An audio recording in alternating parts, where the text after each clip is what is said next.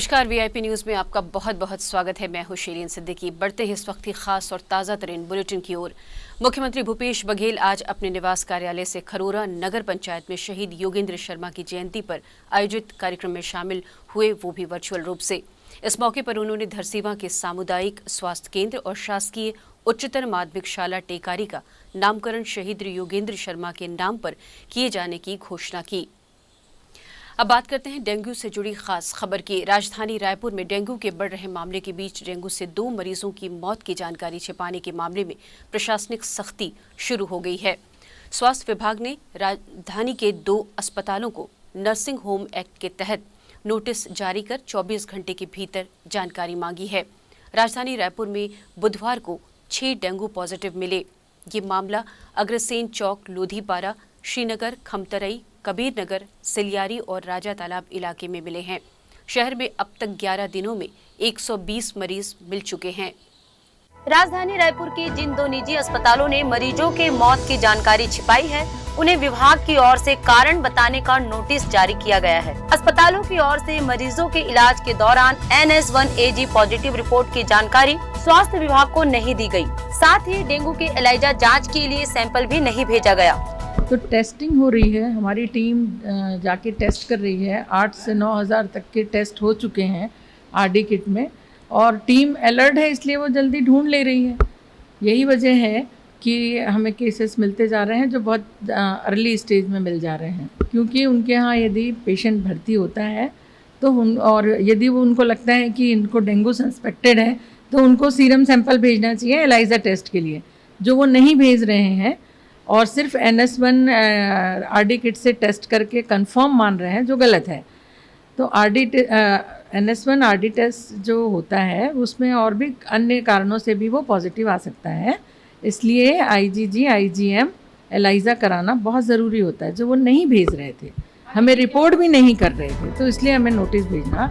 बता दें कि शनिवार को समता कॉलोनी स्थित पेटल्स हॉस्पिटल में चूड़ामणि वार्ड निवासी 13 वर्षीय बच्ची की मौत हो गई।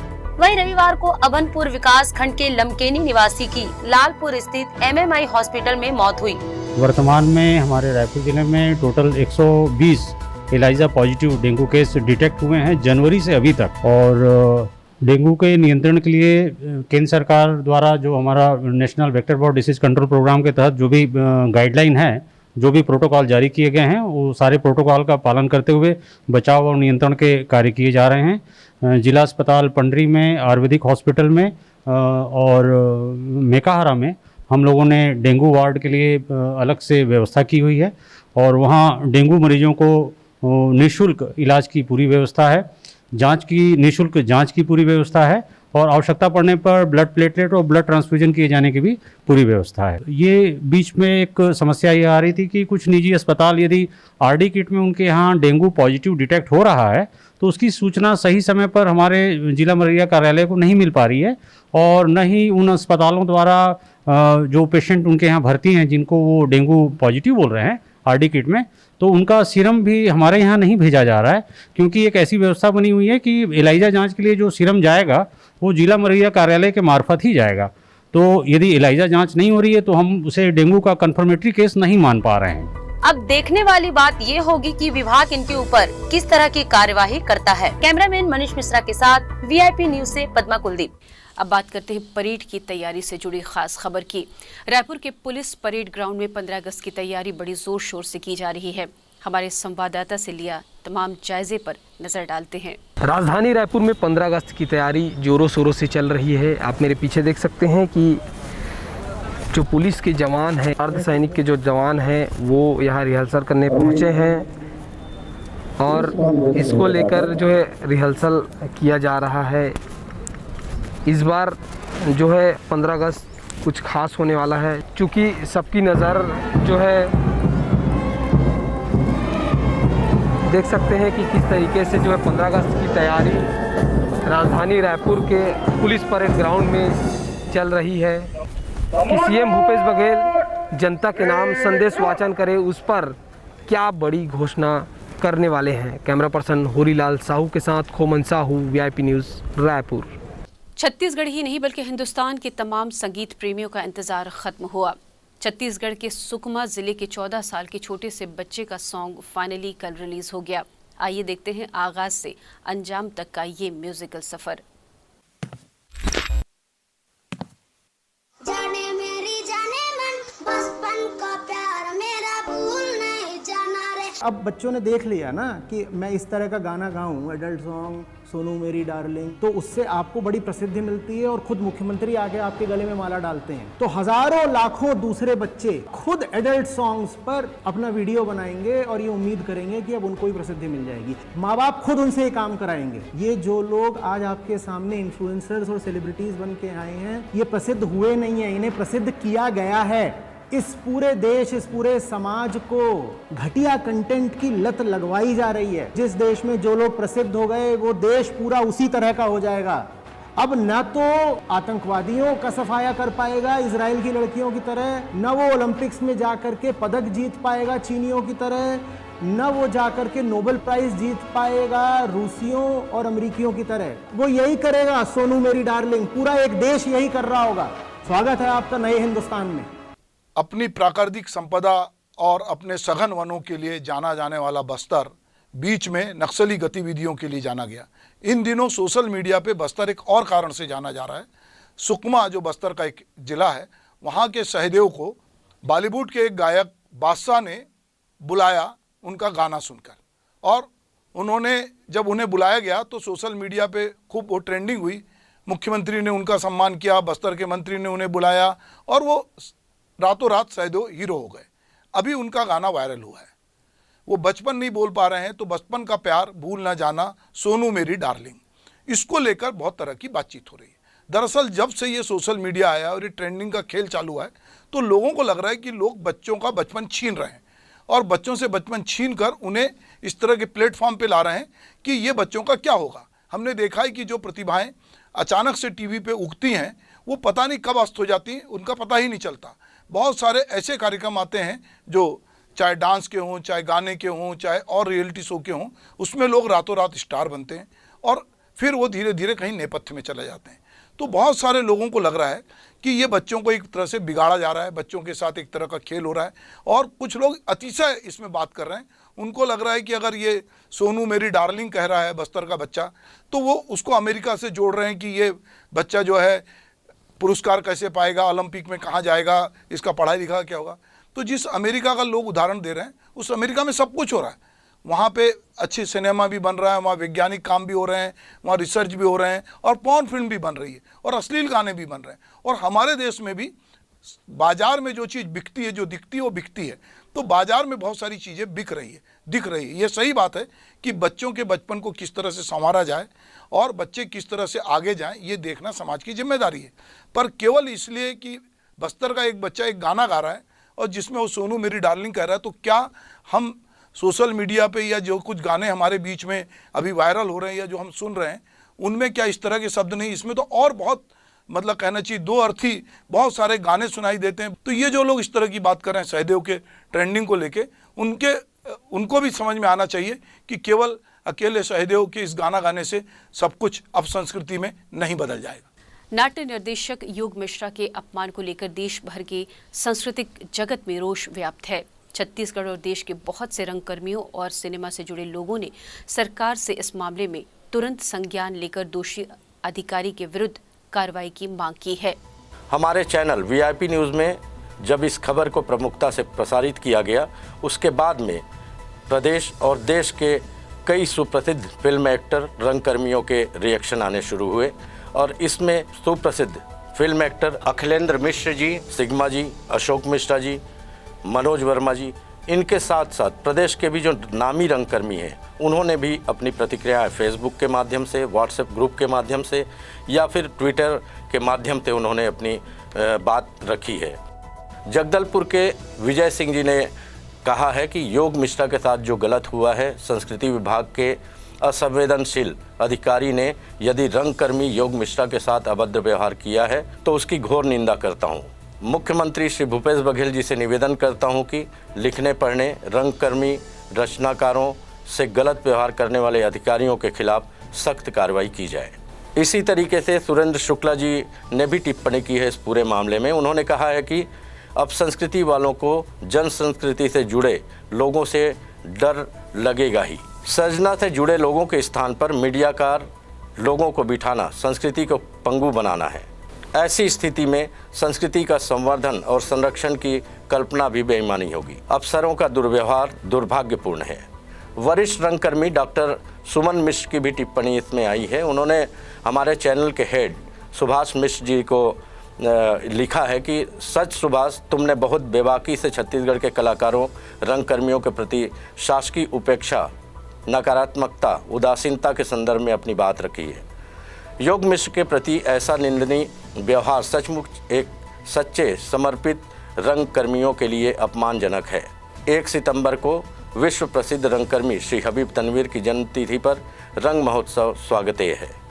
मेरा पूर्ण समर्थन व सहयोग है। इसमें अशोक मिश्र जी ने लिखा है मुंबई से कि योग को रोना नहीं, लड़ना चाहिए। रोने से थोड़ी बहुत सहानुभूति मिल सकती है, लड़ने से बहुत कुछ। एक आंदोलन करना चाहिए। सभी संस्कृति कर्मियों को जुलूस लेकर मुख्यमंत्री जी से मिलना चाहिए, तभी कुछ बदलेगा। तो निश्चित तौर पर इस पूरे मामले को लेकर प्रदेश से लेकर देश के जो रंगकर्मी हैं, जो कला संस्कृति से जुड़े हुए लोग हैं, उनके रिएक्शंस आ रहे हैं और वो काफ़ी रोष में हैं। काफ़ी उन्हें दुख भी हो रहा है कि एक रंगकर्मी के साथ ऐसा किसी अधिकारी ने कैसे कर दिया।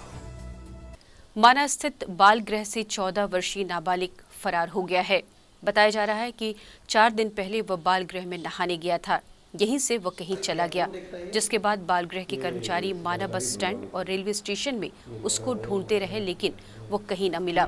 जिसके बाद थाना पहुंचकर कर्मचारियों ने शिकायत दर्ज कराई है, जिस पर माना पुलिस केस दर्ज कर जांच में जुट गई है। थाना माना अंतर्गत बाल गृह से एक विधि के साथ संघर्षरत बालक जो वहाँ था बाल गृह में, वो अचानक कहीं गायब हो गया। वहाँ पर कहीं खेल रहे थे सब, वहाँ जो बाल गृह में जो बच्चे थे उसी में से एक बच्चा फरार हुआ है। इसमें 363 के तहत मुकदमा दर्ज कर लिया गया है, उसकी पतासाजी की जा रही है। हाँ, जब वहाँ के जो भी अधिकारी कर्मचारी हैं उनके द्वारा रिपोर्ट दी गई थाने में, क्योंकि शुरू में खोजने का प्रयास किया गया और कैसे निकला है सभी पर जांच चल रही है और इसमें प्रथम दृष्टया मुकदमा दर्ज कर लिया गया, कार्रवाई की जा रही है।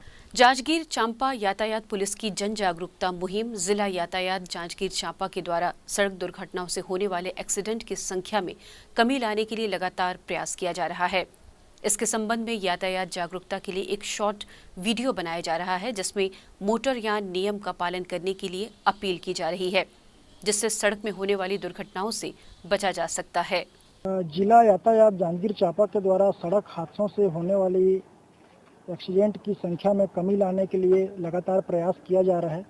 प्रवर्तन कार्यक्रम के साथ साथ जागरूकता के लिए भी एक शॉर्ट वीडियो की शूटिंग कराई जा रही है, जिसके माध्यम से आम लोगों को यह संदेश देने का प्रयास किया जा रहा है कि मोटरयान नियम का पालन करें, ताकि वो किसी प्रकार की अनहोनी होने से सेफ रह सकें। इस संबंध में जिला यातायात का आयोजन किया जाना है, उसी के लिए सारी तैयारी चल रही है। अब बात करते हैं दवाइयों से जुड़ी खास खबर की। छत्तीसगढ़ की राजधानी रायपुर को शहरवासियों को अब जीवन रक्षक दवाएं MRP रेट से भी कम दर पर आसानी से मिलेंगी। इतना ही नहीं, पैथोलॉजी, सिटी स्कैन, ECG आदि जैसे जांच डायग्नोस्टिक सेक्टरों में सरकारी रेट से 30% कम रेट में उपलब्ध होंगी। इसके लिए राजधानी रायपुर में 10 स्थानों पर सस्ती दवा केंद्र खोले जाएंगे। देखिए, लगातार शहर में जो मेडिकल के क्षेत्र, स्वास्थ्य के क्षेत्र में लगातार रायपुर नगर निगम द्वारा काम किया जा रहा है। मुख्यमंत्री स्लम स्वास्थ्य योजना बस भी चलाई जा रही है। इसके अलावा एक जेनेटिक दवाइयाँ जो जिसकी हम सस्ती दवाइयाँ की बात कर रहे हैं, उसके भी 15 यहाँ पर 10 स्टोर यहाँ पर उसके जनरल स्टोर यहाँ पर खुलने वाले, मेडिकल स्टोर खुलने वाले हैं। जो दवाइयाँ का बिल हम लेने जाते हैं, बिल 1200-1500 रुपये आता है। मुझे लगता है कि जेनेटिक दवाइयाँ में बिल मात्र 100-150-200 रुपये में उनकी दवाइयाँ आ जाएगी। ठीक उसी प्रकार अभी हमारा एक राधा बाई डायग्नोसिस सेंटर भी हमारा चालू होने वाला है। बहुत जल्दी वो डायग्नोसिस सेंटर में आप लोगों को, जो हम लोग MRI करवाने जाते हैं, MRI में हम लोगों को 8,000-7,000 रुपये हमको लगता है, मगर अब वो MRI जब हमारा डायग्नोसिस सेंटर खुल जाएगा तो मुझे लगता है कि मात्र 2,000-2,500 रुपये में उसका डायग्नोसिस हो जाएगा। उसके अलावा हम एक्सरे कराने जाते हैं। एक्सरे की अगर हम बात करना चाहते हैं तो एक्सरे में कभी 800 रुपये, कभी 1,000 रुपये, कभी 1,200 रुपये लगता है, मगर हमारा जो ये राधाबाई डायग्नोसिस सेंटर में मात्र 150-200 रुपये में उसका एक्सरे हो जाएगा। तो लगातार हम मेडिकल के क्षेत्र में, लगातार हम स्वास्थ्य के क्षेत्र में हमारा काम चल रहा है, चाहे हमारा हॉस्पिटल की बात करें, इसके अलावा मुख्यमंत्री स्लम स्वास्थ्य योजना की बात करें, लगातार हम स्वास्थ्य उसमें लगातार हमारा नगर निगम लगातार काम कर रहा है। बढ़ते हैं अगली खबर की ओर। कल राजधानी रायपुर में 2 साल पहले हुई तिरंगा यात्रा की दूसरी वर्षगांठ के अवसर पर सामूहिक राष्ट्रगान जागरूकता अभियान का आयोजन किया गया, जिसके तहत रायपुर शहर के साइंस कॉलेज ग्राउंड से तेलीबांधा तालाब तक वसुधैव कुटुंबक समूह ने बाइक रैली की। ये रैली 11 अगस्त 2019 को जो छत्तीसगढ़ रायपुर की धरा पे जो 15 किलोमीटर की ऐतिहासिक यात्रा हुई थी, जिसका वर्ल्ड रिकॉर्ड बना था, उसका द्वितीय वर्षगांठ था, उसके उपलक्ष्य में था।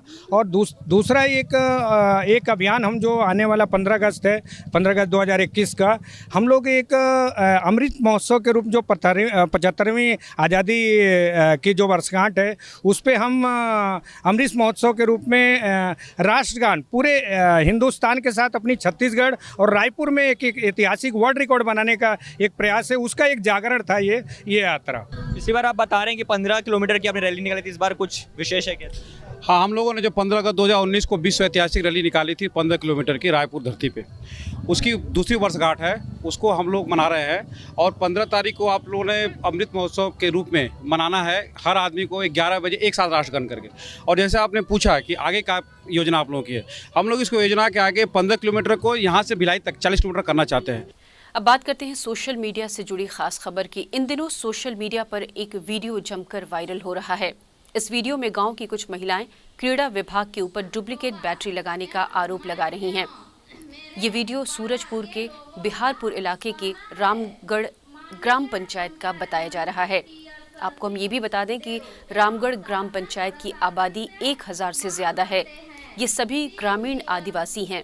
इस गांव में आज़ादी के बाद से अभी तक बिजली नहीं पहुंची है। जिला प्रशासन के द्वारा ग्रामीणों को बिजली मुहैया कराने के लिए पूरे गांव में सोलर प्लांट लगाया गया है, लेकिन आरोप है कि कई महीने से यहां सोलर प्लांट की बैटरी खराब पड़ी हुई है, लेकिन क्रीड़ा विभाग के द्वारा इसे सुधारने के लिए अब तक कोई पहल नहीं किया गया है। जो 2 वोल्ट की जो अच्छी बैटरियां हैं, उसके जगह में हम लोग रिप्लेस करके उपयोगी बैटरी लगा करके संयंत्र को पुनः चालू करते हैं, कार्यशील करते हैं, जब तक नई बैटरी पूरी 60 नग ना आ जाए। आज के डेट में ये 5 बैटरियां ख़राब हुई, हम लोग उस 5 बैटरी को रिप्लेस किए। 10-15 दिन के बाद फिर जब उसमें लोड पड़ता है, कुछ बैटरियां और ख़राब हो जाती हैं, 2-3 बैटरी, फिर उस 2-3 बैटरी को हम लोग उपयोगी बैटरी से रिप्लेस करते हैं। और ये सिलसिला अपना जब तक नई बैटरी हम लोग मांग भेज दिए रहते हैं विभाग से, जब तक नई बैटरी नहीं मिल जाती तब तक ये सफलिंग का कार्य चलता है। जांजगीर जिले के पामगढ़ जनपद पंचायत की ग्राम पंचायत लोहरसी की सरपंच पर अविश्वास प्रस्ताव पर आज मतदान होना था, लेकिन ठीक मतदान के पहले पामगढ़ एसडीएम करुण डहरिया ने तहसीलदार श्रीमती जयश्री पथे की तबीयत खराब होने का हवाला देते हुए चुनाव को स्थगित करने के निर्देश दिए हैं। अब आज चुनाव नहीं होगा, आज स्थगित हो गया क्योंकि आज तहसीलदार का तबीयत खराब हो गया ऐसे करके। लेकिन चुनाव हमको 11:30 पहुँच गए थे ग्राम पंचायत में, और कार्रवाई बना रहे थे, रजिस्टर सब साइन करवाए। उसके बाद 12:30 बजे बोल रहा कि चुनाव स्थगित हो गया कि तहसीलदार का तबीयत खराब है। तो ये कहाँ का नियम है? इस सम्मेलन की अध्यक्षता हेतु जो है श्री जयश्री राजन पथे को पीठासीन अधिकारी नियुक्त किया गया था। आज उनका स्वास्थ्य जो है खराब होने के कारण मुझे उनके द्वारा जो है सूचना दी गई कि उनका स्वास्थ्य खराब है, जिसके कारण जो है आज की जो कार्यवाही है, जो सम्मेलन आहूत किया गया था, उसको जो है स्थगित किया गया है। अब बात करते हैं राजनीतिक प्रदर्शन से जुड़ी खबर की। बीजेपी युवा मोर्चा के कार्यकर्ताओं ने रायपुर के 15 अलग अलग मंडलों में कांग्रेस सरकार के खिलाफ आज प्रदर्शन किया। मोर्चे के कार्यकर्ता हाथों में लॉलीपॉप लेकर आज सड़कों पर निकले। कार्यकर्ताओं ने कांग्रेस सरकार पर आरोप लगाते हुए कहा कि सरकार ने युवाओं के साथ छल किया है। प्रदर्शन के दौरान पूर्व विधायक श्रीचंद सुंदरानी और बड़ी संख्या में कार्यकर्ता मौजूद रहे। इस मौके पर हमारे संवाददाता ने स्थिति का जायजा लिया। बीजेपी युवा मोर्चा के जो कार्यकर्ता है वो आज सड़कों पर लॉलीपॉप लेके निकले हैं। देख सकते हैं तस्वीर में तमाम जो युवा है वो शारदा चौक में लॉलीपॉप लेकर निकले हैं। उनसे ही बात करेंगे। जिलाध्यक्ष हैं गोविंद गुप्ता जी। गुप्ता जी, आज आप लोग लॉलीपॉप लेकर निकले हैं, क्या कुछ कारण है? कहीं ना कहीं देखा जाए तो छत्तीसगढ़ सरकार ने सारे युवाओं को लॉलीपॉप दिया है। उसी के प्रतीकात्मक विरोध में आज भारतीय जनता युवा मोर्चा आम जनता को, युवाओं को लॉलीपॉप बांट के उस चीज का विरोध प्रदर्शन कर रही है और साथ ही साथ कांग्रेस सरकार को और साथ ही साथ जनता को भी याद दिलाने का प्रयास कर रही है कि सरकार ने जो अपने वादे किए थे वो पूर्ण करें। जनता को याद दिलाया जा रहा है कि आपके अधिकार, आपके हक के लिए जो भी चीजें की गई थी उसको पूरा करें। पूर्व विधायक हैं श्रीचंद सुंदरानी, उनसे बात करते हैं। देखिए, निश्चित रूप से 3.25 साल से छत्तीसगढ़ के 10 लाख नौजवानों को बेरोजगारी भत्ता 2,500 रुपये प्रति माह देने की बात की थी और करीब 31 माह होने को जा रहे हैं। 77,500 प्रत्येक नौजवान का कर्जा भूपेश बघेल जी की सरकार पे है। रोजगार देने का वादा किया था, 1 लाख नौजवानों को रोजगार देंगे, वो नहीं दिया। बेरोजगारी भत्ता 10 लाख नौजवानों को देने की बात की थी, वो नहीं की। और 31 महीने से नौजवानों को भूपेश सरकार लॉलीपॉप पकड़ा रही है। तो आज भारतीय जनता पार्टी के युवा शाखा भारतीय जनता युवा मोर्चा ने आह्वान किया 16 मंडल राजधानी के कि हम लॉलीपॉप बांटेंगे और याद दिलाएंगे भूपेश बघेल सरकार को कि आपने जो वादा किया था वो फिसड्डी साबित हुआ। आप तत्काल वादा पूरा करो, नहीं तो हम आपके निवास स्थान को भी घेरने में पीछे नहीं हटेंगे। देख सकते हैं तमाम जो कार्यकर्ता है वो राजधानी की सड़कों पर है। राजधानी रायपुर के 16 मंडलों में जो है इस तरीके के जो है प्रतीकात्मक विरोध किया जा रहा है। बहरहाल अब सरकार युवाओं को कब बेरोजगारी भत्ता देती है ये देखने वाली बात होगी। कैमरा पर्सन अमीन कुरैशी के साथ मैं Koman Sahu, VIP news Raipur. VIP news में फिलहाल वक्त हो चुका है एक छोटे से ब्रेक का, जल्द वापस आते हैं।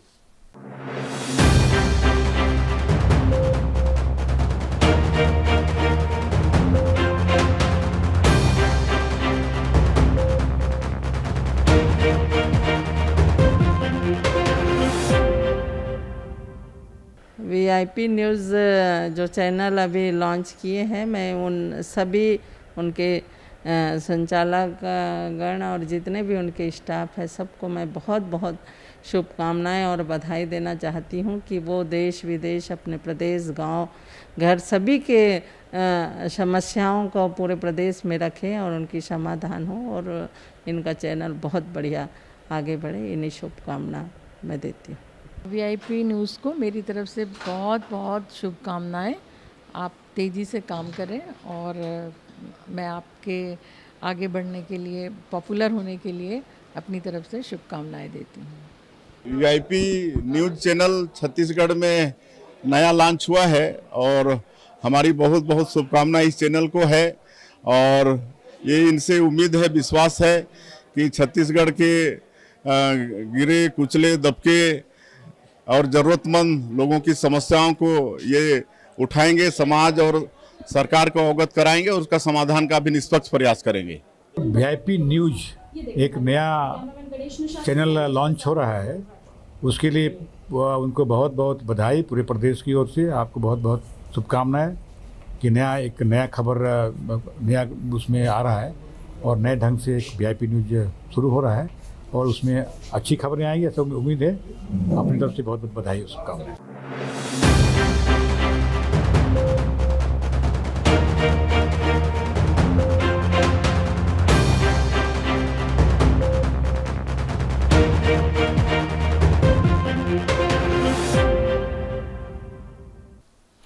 ब्रेक के बाद एक बार फिर आपका स्वागत है। बढ़ते हैं अगली खबर की ओर। 15 अगस्त के मौके पर गांवों कस्बों में जाकर अखिल भारतीय विद्यार्थी परिषद के कार्यकर्ता प्रदेश भर के 3150 जगह पर ध्वज फहराएगी।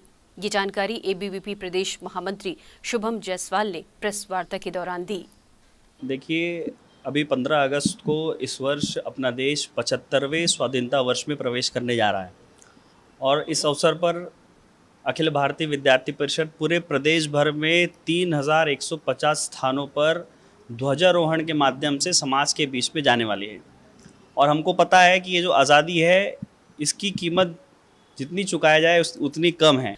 राजधानी के मंदिर हसौद इलाके में 14 वर्षीय नाबालिग से दुष्कर्म का मामला सामने आया है। अमेरी गांव निवासी निकेत धीरव नाम के आरोपी ने जबरदस्ती डरा धमकाकर नाबालिग से दुष्कर्म किया। मंदिर हसौद थाना पुलिस ने आरोपी को गिरफ्तार कर उसके खिलाफ रेप और पॉक्सो एक्ट की धाराओं के तहत केस दर्ज किया है। पुलिस के मुताबिक घटना 3 दिन पहले की बताया जा रहा है। पीड़िता और आरोपी एक ही गांव के रहने वाले हैं और दोनों दोस्त हैं। थाना मंदिर हसौद अंतर्गत एक 376 पॉस्को एक्ट के तहत मुकदमा दर्ज हुआ है। एक नाबालिग युवती को उसका एक लड़का जिसका नाम है निकेश धीवर वो बुला लिया था और उसके साथ दुष्कृत्य किया है। इस पर मुकदमा दर्ज कर लिया गया है और निकेश धीवर को गिरफ्तार करके न्यायिक रिमांड। देश में पहली बार आत्मसमर्पित नक्सली स्वतंत्रता दिवस की परेड में शामिल होंगे। भारत की आज़ादी के जश्न में राजनांदगांव जिले में आयोजित होने वाले स्वतंत्रता दिवस मुख्य समारोह की परेड में देश की मुख्यधारा में लौट चुके पूर्व आत्मसमर्पित नक्सली भी शामिल होंगे।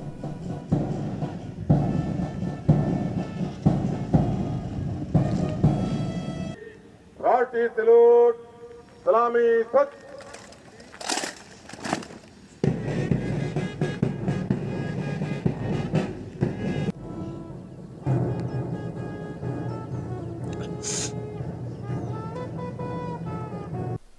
अंतर्राष्ट्रीय बाजार की स्थिति देखते हुए आने वाले दिनों में सोने की कीमतों में और गिरावट आ सकती है। बीते 10 दिनों में सोना 1950 रुपए सस्ता हो गया है। सोने की गिरावट कैसे देख रहा है सराफा बाजार, जानेंगे रायपुर सराफा बाजार अध्यक्ष हरक मालू से। सोने चांदी की कीमतों में भारी गिरावट देखी जा रही है। इसको सराफा बाजार कैसे देखता है, आइए बात करते हैं रायपुर सराफा बाजार अध्यक्ष हरक मालू जी से। नमस्कार सर, आपका स्वागत है। सर, मेरा पहला प्रश्न ये है कि इतनी भारी गिरावट आप देख रहे हैं मार्केट में सोने चांदी की, इसको आप सराफा बाजार रायपुर कैसे देख रहे हैं? देखिए, सराफा बाजार में जो गिरावट आई है वो एक भाव में करेक्शन आता है। हम लोग जिसको अपनी भाषा में करेक्शन करते हैं, बढ़ते बढ़ते भाव एक बार नीचे आ जाता है तो फिर वापस से भाव बढ़ता है। तो एक करेक्शन आया है, इसमें निवेशक को निश्चित तौर पर फायदा पहुंच रहा है और निवेशक को निवेश करना चाहिए। इस करेक्शन के बाद चूंकि आगे त्योहारी सीजन भी आ रहा है और अंतर्राष्ट्रीय बाजार में चूंकि एक करेक्शन इसलिए आया है कि अमेरिका ने जो अपनी नीतिगत निर्णय लिए हैं उसमें उन्होंने 2024 में पहले ब्याज दर बढ़ाने की बात की थी, अभी उन्होंने 2022 में ब्याज दर बढ़ाने की बात की है, जो एक उसके कारण ये करेक्शन आया है। शेयर के बाजार अप हुए हैं और सोने चांदी के बाजार कम हुए हैं। शेयर बाजार जैसे अप हुआ है और सोने चांदी की आप बात कर रहे हैं, तो आगे फ्यूचर इसका क्या देख रहे हैं? जैसे अभी ग्रोथ कहाँ तक जा सकती है? वी शेप रिकवरी आप देख रहे हैं? देखिए, ये इसके बारे में तो ज़्यादा कुछ कहा नहीं सकता, पर ये निश्चित है कि ये जो गिरावट आई है ये निश्चित तौर पे वापस पुराने जो 58,000 रुपये सोना गया था उस स्तर को क्रॉस करेगी। तो आपने सुना हरक मालू जी ने कहा है कि निवेशकों को घबराने की ज़रूरत नहीं है, ये वी शेप रिकवरी हो सकती है। हाईएस्ट 58,000 पे जब गया था सोना, उतना उस स्तर को वापस से छू सकता है। कैमरामैन टिकेश्वर के साथ नवरत्न पाराशर, VIP न्यूज़ रायपुर। इसके साथ ये समाचार बुलेटिन अब यही समाप्त होता है। नमस्कार।